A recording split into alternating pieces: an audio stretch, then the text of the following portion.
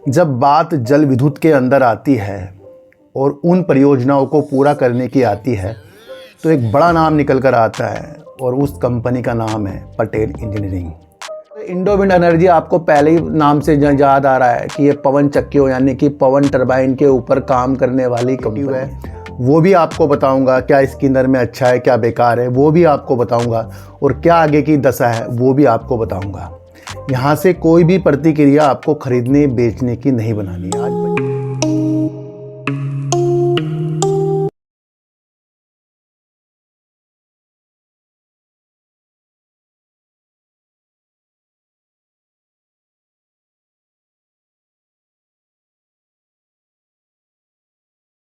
नमस्कार, मैं स्वागत करता हूं आपका अपने ही चैनल पर जिसका नाम है सार्थक बाजार से।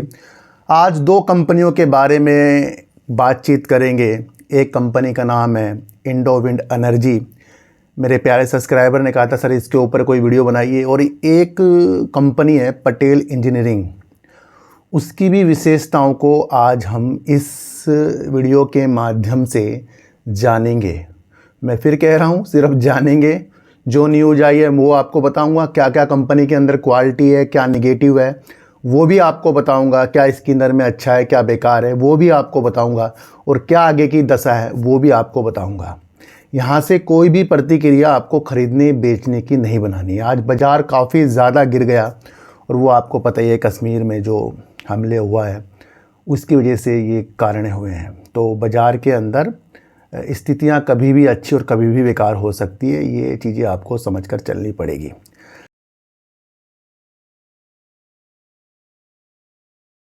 जब बात जल विद्युत के अंदर आती है और उन परियोजनाओं को पूरा करने की आती है तो एक बड़ा नाम निकल कर आता है और उस कंपनी का नाम है पटेल इंजीनियरिंग। पटेल इंजीनियरिंग वैसे मैं आपको बता दूं काफ़ी भारी इंजीनियरिंग वर्क करता है ये, और उसकी विशेषताएं अगर हम थोड़ी सी और देखें तो इस वीडियो के माध्यम से और जानेंगे। तो पटेल इंजीनियरिंग जो कंपनी है जल विद्युत, सिंचाई और जल आपूर्ति, शहरी बुनियादी ढांचे यानी इंफ्रास्ट्रक्चर और परिवहन जैसे क्षेत्रों में, बांधों में, पुलों में, सुरंगों में, सड़कों में, औद्योगिक संरचना और अन्य प्रकार के भारी सिविल इंजीनियरिंग कार्यों के निर्माण में लगी हुई है। पुलों में, सुरंग में, जल विद्युत में, सिंचाई की आपूर्ति में, और एक नाम आया इसके अंदर अन्य प्रकार के भारी सिविल इंजीनियरिंग। तो भारी जो वर्क होते हैं उसके अंदर पटेल इंजीनियरिंग का नाम आता है। पटेल इंजीनियरिंग का अगर मैं आपको बताऊं तो एनएचपीसी के साथ कम से कम ये 2 परियोजना कर रही है, जिसमें से एक तो आपको पता ही है दिबांग जैसी परियोजना भी है।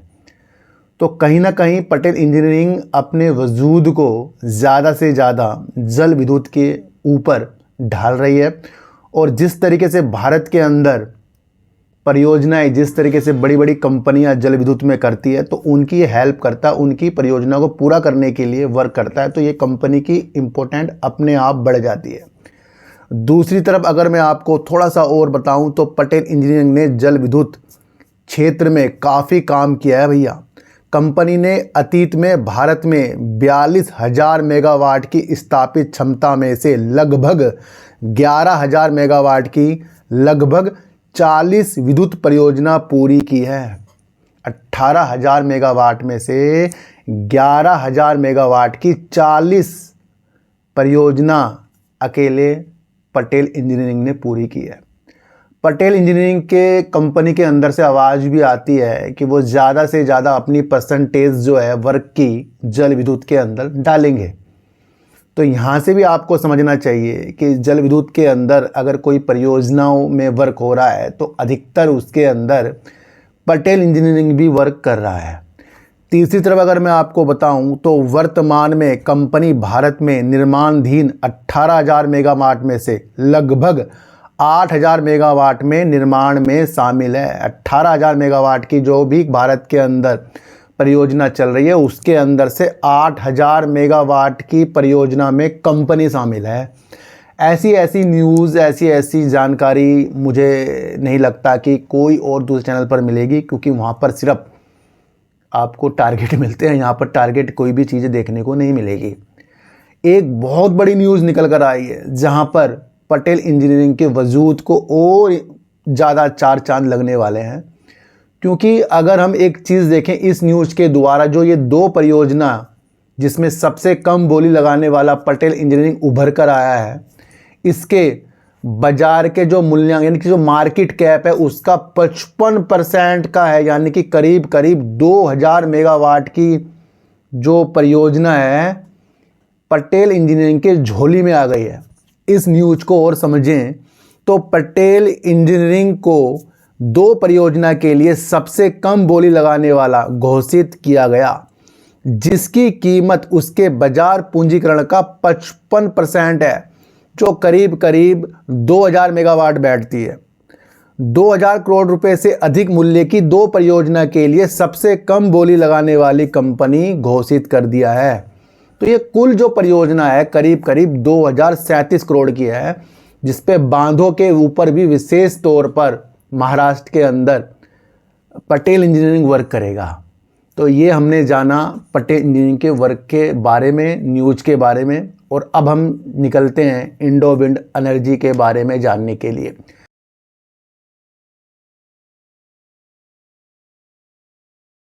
तो इंडो विंड एनर्जी आपको पहले ही नाम से याद आ रहा है कि ये पवन चक्कियों यानी कि पवन टरबाइन के ऊपर काम करने वाली कंपनी है।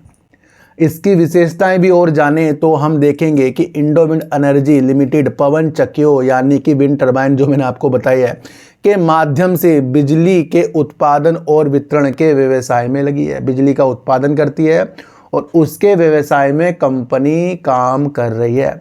दूसरी तरफ अगर हम जाने तो इंडो विंड एनर्जी अक्षय ऊर्जा क्षेत्र में आईपीपी है, यानी कि आईपीपी का मतलब हम विस्तार से जानेंगे कि आईपीपी क्या होता है। आओ जानते हैं। विंड आईपीपी एक ऐसी कंपनी या इकाई को संदर्भित करता है जो स्वतंत्र रूप से पवन ऊर्जा से बिजली पैदा करती है और इसे उपयोगिताओं, व्यवसायों या सरकार को बेचती है। इस प्रकार की कंपनी जिसे स्वतंत्र विद्युत उत्पादक आईपीपी के रूप में जाना जाता है, पारंपरिक सार्वजनिक उपयोगिताओं से अलग है। जो अलग अलग कंपनियां हैं उससे अलग ये आईपीपी में वर्क करती है। तो इसकी ये चीज़ें हैं। तीसरी तरफ अगर हम जाने तो ये पवन फर्म विकसित करता है, पवन परिसंपत्तियों का प्रबंधन करता है और उपयोगिताओं और कॉर्पोरेट्स को बिक्री के लिए ग्रीन पावर उत्पन्न करता है।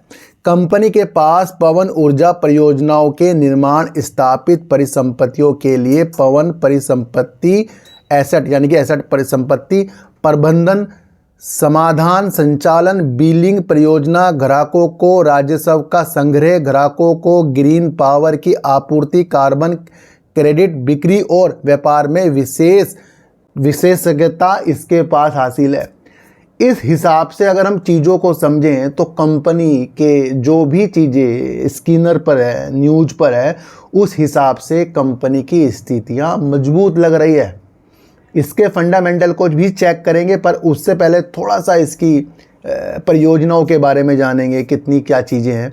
तो चौथी तरफ अगर हम समझें तो कंपनी का पवन फार्मों का विकसित करने और प्रबंधित करने, हरित ऊर्जा बेचने और संचालन, रखरखाव सेवाएं प्रदान करने का इतिहास रहा है। कंपनी की तमिलनाडु और कर्नाटक में उपस्थिति है, जहां कुल स्थापित पवन टरबाइन क्षमता 34.74 मेगावाट की है। तो ये भी आपको समझकर चलना पड़ेगा। पांचवी तरफ अगर हम समझें तो कार्बन क्रेडिट के लिए इंडो विंड भारत की पहली पवन ऊर्जा कंपनी थी, जिसे स्वच्छ विकास तंत्र सीडीएम के तहत अपनी परियोजनाओं के लिए यूएनएफसीसी से कार्बन क्रेडिट प्राप्त हुआ। ये एक ऐसी पहली कंपनी थी। तो ये भी आप समझकर चलना। छठी तरफ अगर हम समझें, यानी कि छठी बात इसकी अगर हम समझें तो वहाँ से देखने को मिल रहा है कि दिसंबर 2024 में, यानी करीब करीब 18 दिसंबर 2024 में कंपनी ने 50 करोड़ के राइट इशू और $30 मिलियन की विदेशी प्रतिभूतियों को मंजूरी दी और इस रकम का उपयोग भारत और विदेशों में व्यापार विस्तार के लिए निर्धारित किया जाएगा। भैया ये सारी चीज़ें हमने कंपनी के बारे में समझी, जहाँ से राइट इशू का क्या कंपनी काम करती है। अब इसका फंडामेंटल चेक करते हैं। इन सारी स्थितियों से तो कंपनी लग रही है बहुत मजबूत। देखो सर, जैसे विजय केडिया साहब होते हैं वो कंपनी की स्थितियों को पहले जानते हैं, जिस हिसाब से भारत के अंदर ग्रीन एनर्जी के ऊपर वर्क हो रहा है, चाहे वो पवन में हो, सौर में हो, जल विद्युत में हो, अन्य चीज़ों से हो, वहाँ पर 500 गीगावाट की क्षमताओं की चीज़ें जो हैं 2030 के लक्ष्य हैं। पर इस कंपनी का अगर हम फंडामेंटल को चेक करेंगे, उस स्थितियों से इस कंपनी के ऊपर काफ़ी सालों लग जाएंगे। विजय केडिया साहब एक एक शेयर में दशकों तक बैठते हैं, यानी कि 10 साल तक। तो मुझे लगता है कि ये जो कंपनी है फ़िलहाल के तौर पर तो वैसी नहीं है जिस तरीके से इसका लिखा पड़ा है, जो मतलब इसका कार्य है। क्योंकि अगर इतनी सारी विशेषताएं इसकी कंपनी के अंदर हैं तो फिर कंपनी की जो सेल है बहुत ज़्यादा भी होनी चाहिए। तो अब इस कंपनी के बारे में हम इसके फंडामेंटल को चेक करें। मैं पहले बता रहा हूँ भैया, मैं यहाँ चीज़ों को समझा रहा हूँ, खरीदने बेचने की स्थितियाँ नहीं बता रहा हूँ। अगर हम कंपनी का मार्केट कैप देखें तो करीब करीब 262 करोड़ का, यानी कंपनी बहुत छोटी है जिसका मार्केट कैप ही 262 करोड़ का है। 20 रुपये करीब कंपनी का शेयर चल रहा है। 32 रुपये करीब का कंपनी ने हाई लगा दिया था और 14 रुपये कंपनी का लो भी है। तो मार्केट कैप काफ़ी कम है, हाई काफ़ी ज़्यादा कंपनी का लग चुका है, 20 रुपये कंपनी का शेयर है। और अगर इसके हम दिसंबर 2023 की सेल देखें तो कंपनी की करीब करीब 9 करोड़ 73 लाख की सेल थी, सिर्फ 9 करोड़ 73 लाख की सेल। और सिर्फ 7 लाख का कंपनी ने लॉस भी कर रखा है। सिर्फ कह रहा हूँ 7 लाख का कंपनी ने लॉस भी कर रखा है। दिसंबर 2024 में कंपनी ने अपनी सेल को कम कर दिया, तो करीब करीब 7 करोड़ 94 लाख की थी। और अचंभित बात यह है कि इस बार भी 2 दिसंबर 2024 में कंपनी का जो लॉस आया वो भी 7 लाख का है। तो यहाँ से आपको स्थितियाँ समझनी चाहिए कि कंपनी की सेल कम हो रही है और कंपनी ने सेल भी कम करी है, और इतने ज़्यादा कंपनी के वजूद नहीं है जिस हिसाब से कंपनी की स्थिति को हम समझें कि भैया बहुत हज़ारों करोड़ों में सेल कर रही हो। तो वो, लेकिन हाँ ये है कि जिस हिसाब से कंपनी जिस क्षेत्र में वर्क कर रही है उसका फ्यूचर तो है, ये तो आपको मानना ही पड़ेगा।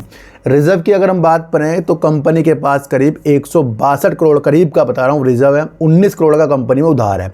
2025 का शेयर होल्डिंग पैटर्न देखें तो वहाँ आपको अचंभित चीज़ें देखने को मिलेगी, वो भी आप समझें। तो भैया प्रमोटर तो कंपनी के अंदर अच्छे खासे हैं, जो करीब करीब 47.16% के हैं। एफआईज कंपनी के अंदर कम हो गए हैं, 0.02% के, ना के बराबर है भैया। डीआईएस को कंपनी के अंदर पहले कुछ दिखा था, अब कंपनी के अंदर डीआईएस 0 है। पब्लिक को कंपनी के अंदर बहुत कुछ दिख गया, जो 52.82% है। तो यहाँ किस किस के ऊपर कंपनी चल रही है, तो प्रमोटर और दूसरा पब्लिक। तो स्थितियों को समझो, जो चीज़ें फंडामेंटल के हिसाब से चीज़ें दिख रही हैं वो नाजुक हैं, और जो चीज़ें इसके न्यूज़ बेस हैं, जो इसकी विशेषताएं हैं वो पॉजिटिव चीज़ों के साथ हैं। फिर छोटी कंपनी है तो बहुत साल इस कंपनी के ऊपर हो सकते हैं, पर कभी कभी देखने को मिलता है कि कुछ कंपनियां करती कुछ नहीं है, भाग जाती है। ऐसी भी तो कंपनी है ना भैया, कंपनी का सेल बहुत डाउन चल रहा है पर शेयर ऊपर चल रहा है, और बहुत सी कंपनियों के शेयर अच्छे हैं वो उसका शेयर डाउन नहीं चलता है। तो उन स्थितियों के साथ मैंने आज आपको पटेल इंजीनियरिंग के बारे में बताया है और बताया है इंडो विंड एनर्जी के बारे में। आज की वीडियो आपको कैसी लगी एक बार मुझे ज़रूर बताना सर। तो सर सच्ची वीडियो देखिए, अच्छी वीडियो देखिए, समझ कर देखिए। मेरा कोई टेलीग्राम कोई व्हाट्सएप ग्रुप बिल्कुल भी नहीं है, मैं आपको फिर इतनी सी एक बात बता दूँ। तो सर चींटी को आटा दीजिए, गाय को रोटी दीजिए, और अपने बच्चों को ज़्यादा से ज़्यादा प्यार कीजिए, क्योंकि बच्चे ही आपकी मासूमियत से किस्मत पलटेंगे। तो फिर मिलेंगे आपसे नई वीडियो के साथ, जब तक के लिए नमस्कार।